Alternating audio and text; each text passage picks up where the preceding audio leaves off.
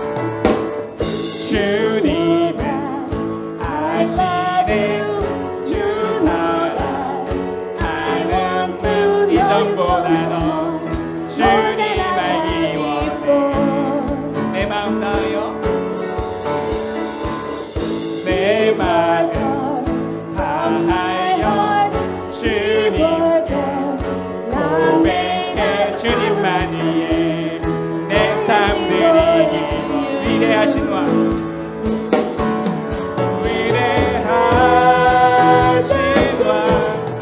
내 맘에 단 소망 언제나 주와 함께 언제나 주와 함께 예수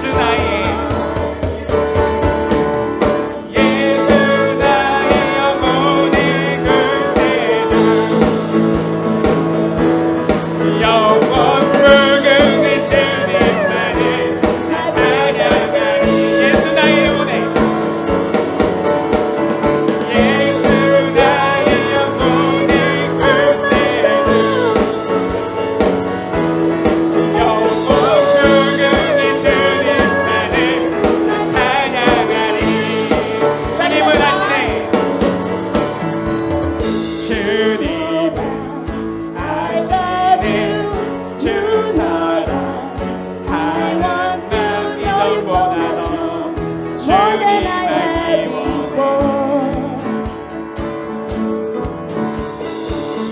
내 말 다하여 주님께 고백해 주님만 위해 내 삶 드리기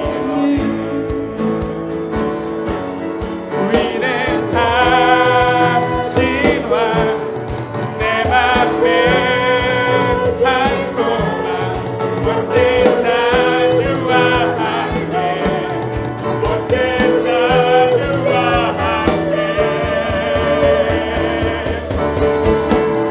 예수 나의 영혼의 구세주 영원 붉은 이 주님만을 나 찬양하리 예수 나의 영혼의 예수 나의 영혼의 구세주 영원 붉은 이 주님만을 나 찬양 예수 나의 영혼의 구세주 예수 나의 영혼의 구세주 영원 붉은 이 주님만을 나 찬양 예수 나의 영혼의 구세주 예수 나의 영혼의 구세주 영원 붉은 이 주님만을 나 찬양하리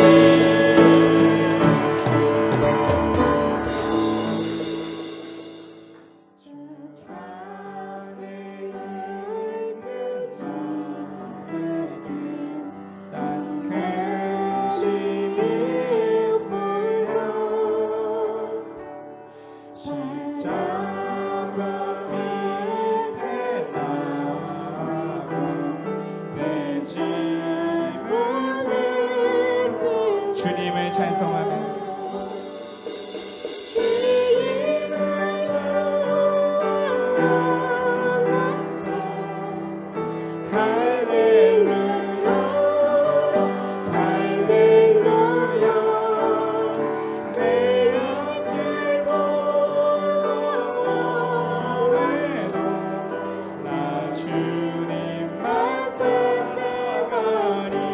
그 두려움이 변하여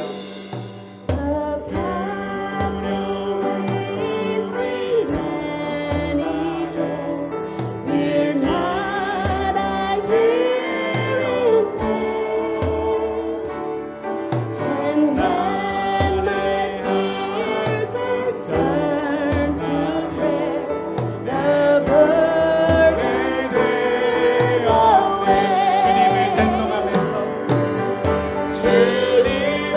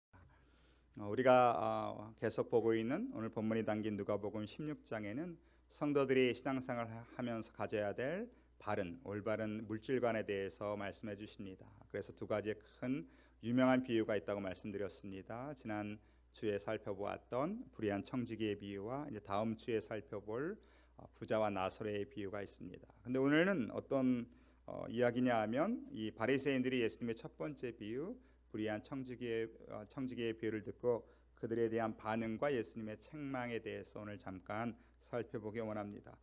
불의한 청지기를 통하여서 예수님께서 우리에게 주신 바른 물질관은 청지기관이라고 말씀드렸죠.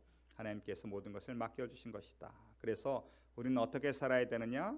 쉽게 말하면 열심히 최대한 벌고 최대한 아끼고 최대한 베풀라.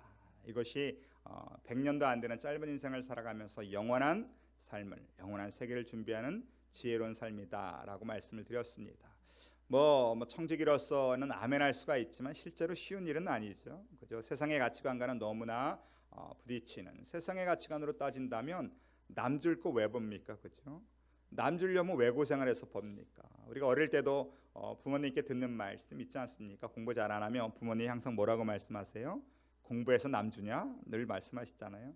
세상의 가치관은 그래요. 공부해서 남 주냐? 너가 갖고 너 혼자 쓰니까 공부해야지. 돈 벌어서 남 주냐? 네가 벌어서 너 혼자 써야 되니까 벌어야지. 근데 성경적인 가치관은 그렇지 않다는 거예요. 그렇죠? 벌어서 남 줘야, 공부해서 남 주라라고 우리에게 말씀하고 계신 겁니다.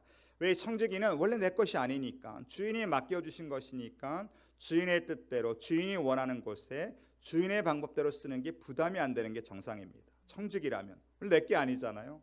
주인의 것이니까 주인이 원하시는 대로 바라는 곳에 주인의 뜻대로 쓰는 것이 부담되지 않지만 이것이 내 것이라고 생각하면 부담이 된다는 거예요. 그래서 우리가 주인의 것, 하나님의 것이라고 믿는 사람들은 청지기인 것이고, 하나님이 나에게 주셨기 때문에 내 것이라고 믿으면 바리새인이 된다는 거예요. 두 가지의 삶이 있는 거죠. 바리새인적인 삶과 청지기적인 삶이 있습니다. 한번 말씀드렸지만 청지기로 살아가야 되지만 쉽지가 않습니다. 이게 얼마나 어려운가 하면 성경을 보면요, 믿음에 관한 구절이 성경 전체에 약 500구절 정도가 된대요. 근데 구원에 관한 것은 300구절 정도가 된다고 합니다. 근데 이 돈, 재물에 관한 구절이 2000구절이 넘는데요. 그리고 예수님의 비유도 총 38개의 비유가 있다고 우리가 보는데 그 중에 절반에 가까운 17개 정도의 비유가 돈을 소재로 하든가 돈을 주제로 해서 주시는 비유라는 거예요. 그만큼 돈은 우리 일상에 너무나 붙어있는, 뗄래야 뗄 수 없는, 또 막강한 힘을 갖고 있는 것이 사실입니다. 그러니까 돈에 대한 많은 격언도 있고 속담도 있더라고요. 제가 중국의 속담 하나 보니까요, 무슨 속담이 있냐면 돈이 있으면 귀신도 부린다 이런 속담이 있더라고요. 무섭죠? 일본에는 어떤 속담이 있는가 봤더니 돈이 있으면 지옥에서도 나온다 이런 속담이 있더라고요. 대단한 속담들이. 한국은 어떤 속담이 있는지 아세요? 돈이 있으면 제삿날도 바꾼다 이런 속담도 있더라고요. 그러니까 돈의 힘이 그렇게 많다는 거예요. 그럼 무시무시한 속담도 있는데요, 어떤 사람들은 우스갯소리도 만들었더라고요. 각자의 직업별로 돈 버는 방법이 다 다르다는 거예요. 채소 장사들은 돈을 어떻게 벌까요? 쑥쑥 번다는 거예요. 점쟁이들은 점점 벌고, 한의사들은 한 방에 번대요. 그리고 성형외과 의사는 돈을 어떻게 버느냐? 몰라보게 번다는 거예요. 몰라보게. 백화점을 하는 사람은 돈을 어떻게 버냐? 파격적으로 번다는 거예요. 그중에 돈을 제일 많이 버는 사람이 뭐냐? 목욕탕 때밀이. 어떻게 벌어요? 떼돈을 번다는 거예요. 그러니까 돈에 대한 많은 유머도 있고 경험도 있는데 예수님 우리에게 말씀하시기를 돈을 사랑하지 말고 뭐하라? 돈을 사용하라. 하늘을 준비하는 도구로 사용하라. 그래서 예수님은 지난주에 비유를 말씀하시고 결론으로는 뭐라고 말씀하셨냐면 사람이 두 주인을 섬길 수 없다. 그렇죠? 두 주인을 섬길 수 없다. 사람이 재물과 하나님을 겸하여 섬길 수 없다라고 말씀하셨습니다. 그런 귀한 교훈을 주셨는데 문제는 이 교훈을 들은 바리새인들이 어떻게 했느냐? 그들의 반응이 참 놀랍습니다. 14절을 한번 읽어보겠습니다. 14절 다 같이 시작.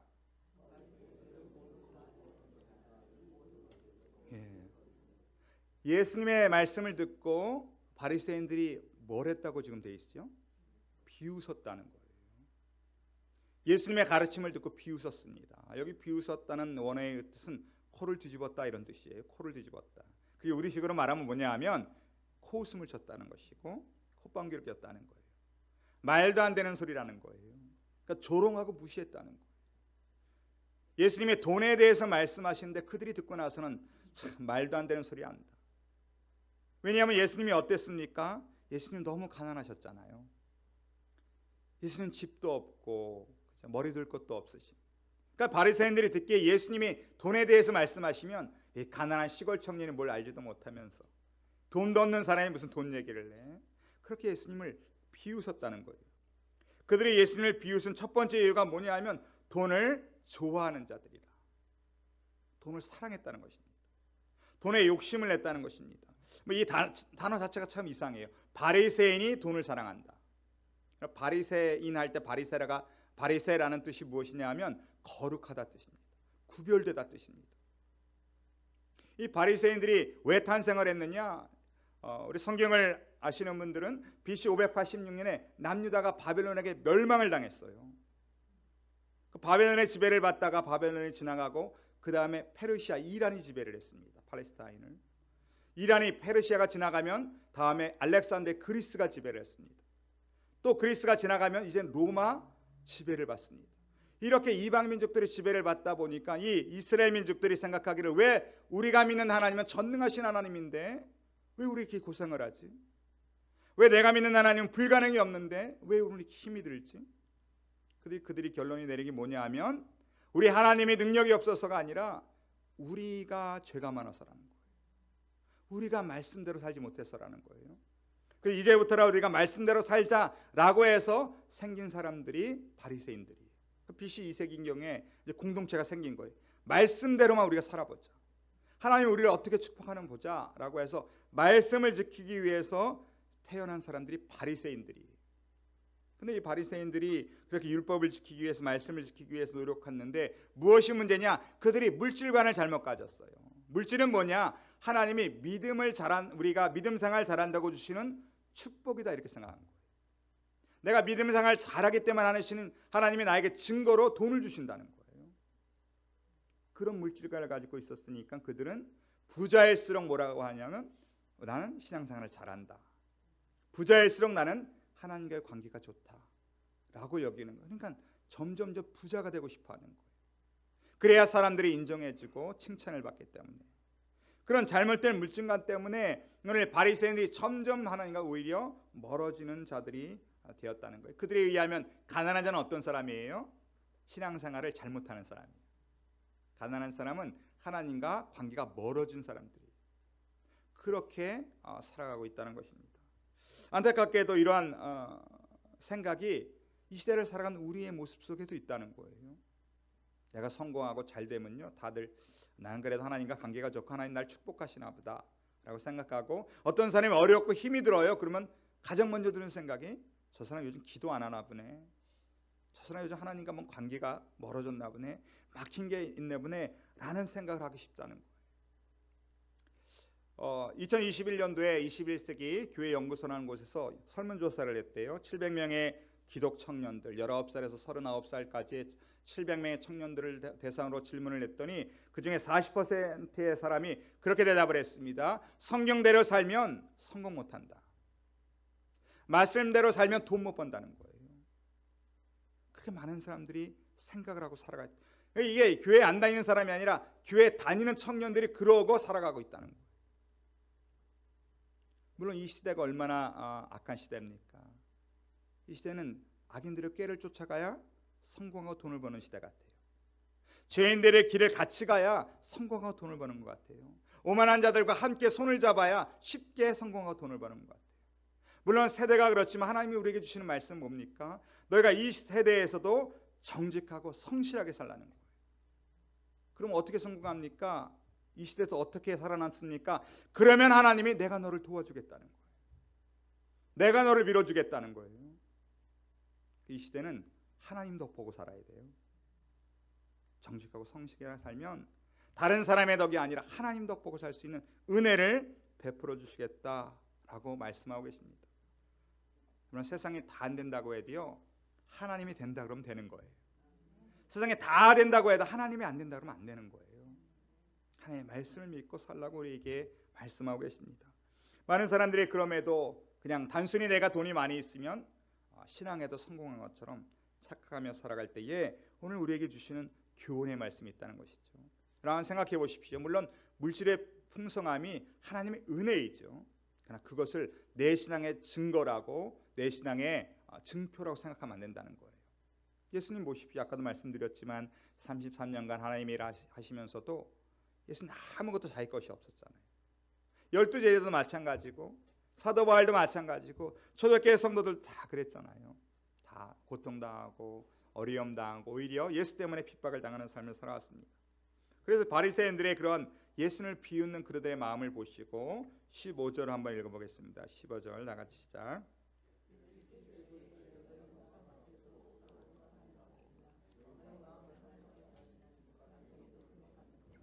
옆에 미움을 받는 것이라. 예수님은 그들을 책망하셨습니다. 뭐라고 책망하셨냐 하면 너희는 사람 앞에서 스스로 옳다 하는 자들이다. 너희는 사람들 앞에서 신앙생활을 한다는 거예요. 그리고 사람들의 칭찬을 받기를 원하는 자들이라 책망을 하십니다. 그들이 어떻게 스스로 옳다고 생각했나? 아까도 말씀드렸지만 나는 율법을 잘 지킨다는 거예요. 그래서 돈이 많다는 거예요. 그래서 부자가 됐다는 거예요. 그래서 물질이 넘친다는 거예요. 근데 많은 사람들이 그걸 보고 이 바리새인들을 칭찬했다는 거예요. 야, 저 사람은 진짜 믿음이 좋으니까 하나님 복 주시는구나. 그걸 갖고 예수님은 너는 사람 앞에서 스스로 옳다 해서 칭찬받는 자들이다. 그러면 사람들에게 옳다함을 받는 것은 쉽습니다. 사람들에게 인정받는 게 쉬워요. 교회 열심히 나가고 맡겨진 열심히 하고 헌금 많이 하고 기도 많이 하는 척하면 사람들에게 얼마든지 칭찬받습니다. 그런데 정말 중요한 것은 여러분 그 칭찬에 속으면 안 된다는 거예요.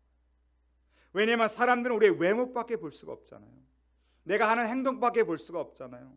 남이 안 하는 거 하고 남이 못하는 거 내가 나서서 하고 남보다 열심히 하면 칭찬받게 돼 있어요.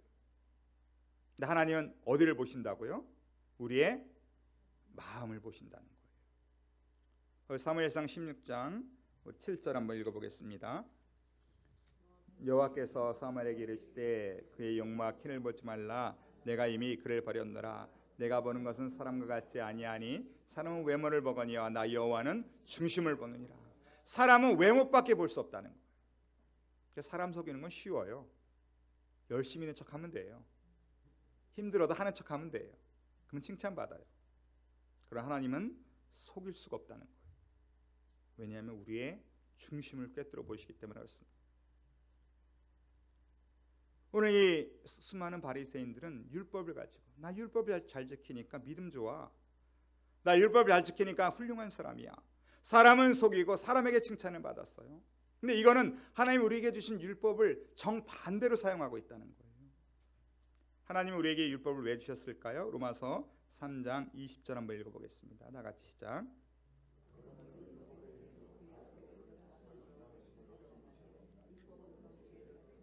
율법으로는 죄를 깨달음이라. 이게 무슨 말이냐면 율법을 통해서 너를 좀 비춰보라는 거예요. 네가 지금 어떤 죄를 짓고 있는지, 너가 얼마나 죄인인지를 깨달으라고 율법을 주셨다는 거예요. 율법을 다 지켜서 의롭다고 칭찬받고 구원받으라고 주신 게 아니라 율법을 가지고 네가 얼마나 죄가 많은지. 우리는 자꾸 나를 남들과 비교할 때 나보다 못한 사람이랑 비교해요. 아니 난 저 사람에 비하면 그래도 괜찮아. 난 저 사람에 비하면 그래도 죄가 덜해. 라고 스스로 옳다고 자꾸 생각을 해요. 그러나 하나님은 너를 비출 때에 율법으로 비춰보라는 거예요. 하나님의 말씀을 가지고 너를 비춰보라는 거예요. 너가 얼마나 큰 죄인인지, 얼마나 많은 죄를 짓고 있는지를 깨닫고, 그래서 죄를 깨달으면 십자가로 가라는 거예요. 이래서 율법을 우리에게 주셨다는 거예요. 율법의 기능은 그거예요. 너를 구원시키려고 준 게 아니라 너가 죄인임을 깨닫고 예수 그리스도의 십자가를 의지하라고 주셨다는 거예요.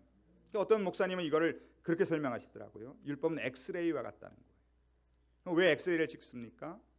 엑스레이를 찍어야 우리 안에 어떤 문제가 있는지, 뼈가 어디 금이 갔는지, 뭐 내가 뭐 잘못된 것이 생겼는지, 뭐가 이상이 있는지를 엑스레이를 찍어야 아는 거 아닙니까? 율법이 그 기능을 한다는 거예요. 그런데 여러분, 내가 잘못돼서 뼈가 부러졌어요. 엑스레이를 100번 1000번 찍으면 뼈가 붙습니까? 뼈는 안 붙어요. 엑스레이는 치료의 기능이 없어요. 진단의 기능만 있어요.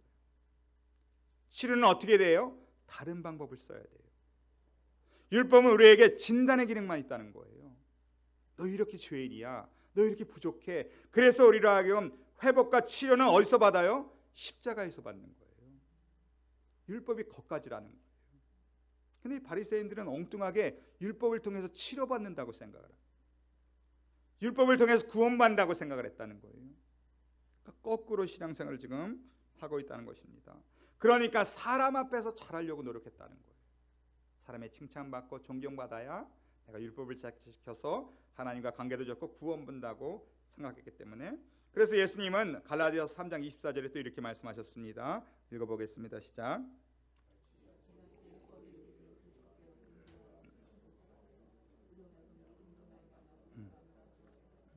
율법이 하는 기능은 그거예요. 우리를 진단해줘요. 너 죄인이야. 하나님, 너 중심을 보고 계셔.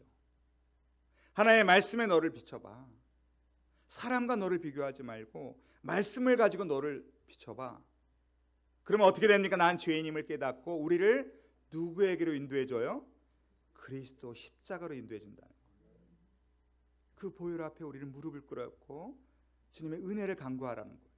그래서 이제는 율법을 지켜서 구원받는 게 아니라 무엇으로 말미암아 의롭다 하심을 얻어요? 믿음으로 말미암아 구원을 얻는 거예요. 율법은 그렇게 하라고 우리에게 주신 것인데 바리새인들은 지금 거꾸로 했다는 거예요. 율법을 다 지켜서 구원받는 것처럼 착각을 했다는 것이죠. 그래서 사람들의 칭찬이 그래서 무서운 거예요. 여러분, 사람들의 칭찬에 속으면 안 돼요. 항상 율법으로, 말씀으로 나를 자꾸 엑스레이를 찍어봐야 돼요. 우리는 사람의 칭찬받고 존경받고 높임을 받으면 나는 그래도 괜찮은 사람으로 착각을 잘 할 때가 많아요. 그러면 안 됩니다. 그런 율법으로, 말씀으로 자꾸 나를 진단하여, 그러지 않으면 율법주의가 된단 말이에요. 율법주의가 뭐냐 하면 나만큼 율법을 안 지키는 사람을 정죄해버려요. 가난한 사람들 정죄해요. 나보다 못한 사람들 정죄해요. 예수님이 가장 싫어하는 게 이거예요. 그래서 16절에도 이렇게 말씀하십니다. 우리 읽어보겠습니다. 시작. 나는 요한의 때까지요, 그 후부터는 하나님의 나라의 복음이 전파되어 사람마다 그리로 침입하느니라. 율법과 선지자는 구약 성경 전체를 얘기하는 거예요. 구약의 시대는 율법의 시대였어요. 율법을 주셔서 우리의 연약함을 깨닫고 십자가를 바라보라고 하시는 하나님의 은혜의 때였는데, 요한의 때까지, 요한이 구약의 마지막 선지자예요. 율법의 시대는 지나가고 어느 시대가 열렸습니까? 하나님 나라의 복음의 시대가 열렸다는 거예요. 복음은 믿음으로 의롭다함을 받는 거예요. 열려서 사람마다 그리로 침입하느니라. 침입하다는 얘기는 힘써서 들어간다는 거예요. 작은 곳에 막 몸을 밀고 들어간다는 거예요. 누구든지 믿음으로 이제는 구원 얻을 수 있는 은혜의 때가 지금 활짝 열렸다. 그러나 17절에 그러나 뭐라고 얘기합니까? 율법이 한 획이 떨어짐보다 천지가 없어짐이 쉬우리라. 중요한 말씀입니다.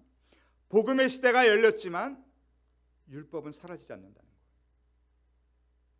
율법주의는 버려야 되지만 율법을 버리면 안 됩니다. 다시 말하면 은혜로 구원받지만 은혜를 구원받다고 해서 하나님의 말씀을 버려서는 안 된다는 거예요. 율법주의를 버려야지 율법을 버리면 안 돼요. 십자가의 은혜로 구원을 받지만 십계명을 버려서는 안 된다는 거예요. 율법에는 세 가지가 있어요.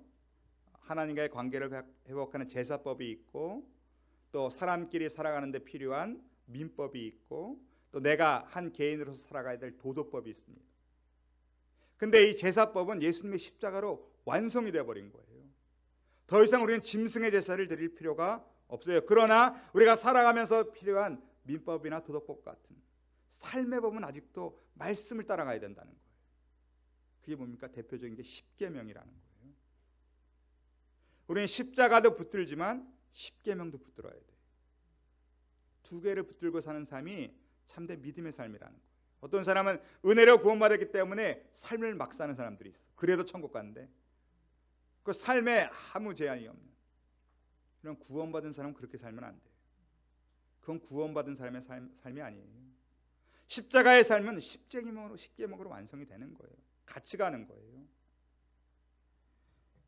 오늘 바리새인들에게 예수님이 마지막으로 18절 이런 교훈을 주셨습니다. 같이 시작. 무릇 자기 아내를 버리고 다른 데 장가드는 자도 간음함이요 무릇 버림받은 여자에게 장가드는 자도 간음함이라. 당시에 예수님께서 이 이혼의 문제에 대해서 이 바리새인들을 책망하셨습니다. 왜냐하면 바리새인들 가운데 어떤 사람들은 이혼을 너무 쉽게 마음대로 막 해버린 거예요. 나름대로 그들의 이유도 있었다는 거예요. 그들이 말하기를 신명기 24장 1절 한번 읽어보겠습니다. 다 같이 시작. 사람이 아내를 맞이하여 데려온 후에 그에게 수치되는 일이 있음을 발견하고 그를 기뻐하지 아니하면 이혼 증서를 써서 그의 손에 쥐고 그를 자기 집으로 내보낼 것이요. 이게 신명기에 있는 계명 가운데 하나예요. 아내를 데려왔어요. 그런데 아내에게서 수치되는 일이 있어요. 무엇인지는 정확히 저도 모르겠어요. 어떤 경우가 수치되는 일인지. 만약 간음하는 일이라면 이 말이 안 맞아요. 간음은 그때는 계명상 뭡니까? 형벌이 돌로 쳐 죽이는 거예요. 이혼 증서를 써주는 정도가 아니에요. 간음은 사형입니다. 그래서 간음은 아닌 것 같은데 그만큼 결혼 생활을 할 수 없을 만큼 수치되는 일을 발견하면 예전에 어떻게 했습니까? 사람들이 죄가 많아서 여인을 집에서 내쫓아 버렸다는 거예요. 만약 여인이 그냥 내쫓기면요 어떻게 됩니까? 아직도 법적으로는 한 남편의 여자이기 때문에 다른 데 결혼도 못해요. 그렇게 쫓겨나가면 살아갈 수 있는 유일한 방법이 여인들은 몸을 팔거나 종이 되는 수밖에 없어요. 예수님은 물론 하나님은 이혼을 원하시지 않지만 그 사람이 악한 것 때문에 여인이 잘못됐다고 해서 무조건 막 쫓아내는 것이 아니라 막 버리는 것이 아니라 이혼 증서를 확실히 써주고 집에서 내보내주라는 거예요. 자유케 하라는 거예요. 최소한 다른 사람에게 결혼이라도 할 수 있는 길을 열어주라는 거예요. 그래서 이렇게 이 법을 줬는데 이 바리새인들은 이걸 보고 내가 아내에게서 수치되는 일을 발견하면 그래서 여인을 가지고 어느 정도까지 해석을 했냐면 어떤 바리새인들은 아내가 설거지를 하다가 그릇을 깼어. 수치스러워. 그리고 집에서 내쫓는 거예요. 또 옆집에 아주 이쁜 여인이 이사를 왔어. 내 아내를 데리고 나갈라 했더니 수치스러워. 그럼 또 이혼을 시키는 거예요. 밥을 먹는데 너무 밥맛이 없어. 너무 요리를 못해. 그래도 또 이혼이에요. 우리 교회 여성교회는 바리새인과 결혼하는 게 정말 축복입니다. 바리새인과 결혼했으면 어떡할 뻔했어요. 바리새인의 문제가 이거예요. 성경을 내 멋대로 해석한다는 거예요. 신앙생활의 가장 위험한 게 그겁니다. 우리는 신앙생활을 하면서 성경을 성경대로 믿질 않아요. 내 판단, 내 가치관, 또 내 개인적인 생각과 판단과 가치관을 갖고 신앙생활을 한다는 거예요. 그러니까 하나님의 능력을 체험하지 못한다는 거예요. 프랑스의 수학자 파스칼이 그런 얘기를 했습니다. 우리가 믿는 하나님은 철학자의 하나님도 아니고 과학자의 하나님도 아니고 성경을 그대로 믿는 자들의 하나님이시다 이렇게 말씀하셨어요. 세상의 가치관이 어떠한 간에 내 가치관이 어떠한 간에 나의 이성이나 판단이 중요한 게 아니라 말씀을 그대로 믿고 나가야 살아계신 하나님의 능력을 체험한다는 거예요. 바리새인들이 예수님을 비웃었습니다. 왜냐하면 돈을 좋아하기 때문에 생활 가치관과 다르다고 예수님을 비웃고 성경을 내 마음대로 해석하기 때문에 비웃고 자기를 스스로 의롭다고 생각하기 때문에 비웃었다는 것입니다. 그러나 성경 오늘도 우리에게 말씀하십니다. 베드로서 1장 10절도 읽어보겠습니다. 다 같이 시작. 그런즉 형제들아 더욱 힘써 너희 부르심과 택하심을 굳게 하라. 너희가 이것을 행한 즉 언제든지 실족하지 아니하리라. 그러면 천국은요 힘쓰는 거예요. 난 구원받았으면 끝났어가 아니라 주신 은혜의 그 구원의 완성을 위해서 힘을 쓰는 것입니다. 부르심과 택하심을 굳게 할 때까지. 힘쓰지 않으면 실족할 수밖에 없어요. 넘어질 수밖에 없어요. 오늘 주신 이 구원의 은혜를 힘을 써서 굳게 할 수 있도록 하나님을 기쁘시게 할 수 있도록 하나님 나라의 가장 영광의 자리에 갈 수 있도록 힘을 써야 됩니다. 가장 큰 상급 받을 수 있도록 힘을 써야 돼요. 그것이 오늘 우리에게 주신 구원의 은혜를 우리가 갚는 길이라고 우리에게 말씀하십니다. 말씀을 마치겠습니다. 여러분, 사람은 속여도 누구는 속일 수 없다? 하나님은 속일 수 없습니다. 사람에게 칭찬받는 건 쉽습니다. 그러나 하나님에게 칭찬받아야 됩니다. 하나님 우리의 중심을 보신다고 말씀하십니다. 그러면 사람의 칭찬을 통하여 나를 바라보지 마세요. 나를 날마다 말씀으로 바라보세요. 말씀으로 나를 엑스레이를 또 찍어야 됩니다. 그러나 연약함을 깨닫고 오늘도 십자가 앞에 나아가십시오. 그 사람 앞에서 신앙생활하는 것이 아니라 날마다 하나님 앞에서 신앙생활하는 코람도의 신앙을 우리가 필요합니다. 그리고 이 은혜의 시대 가운데 십자가뿐만이 아니라 십계명까지 붙들 수 있는, 그래서 힘써 천국의 가장 영광된 자리까지 침입하여 들어갈 수 있는 모두가 되시길 주님의 이름으로 축원합니다. 기도하겠습니다.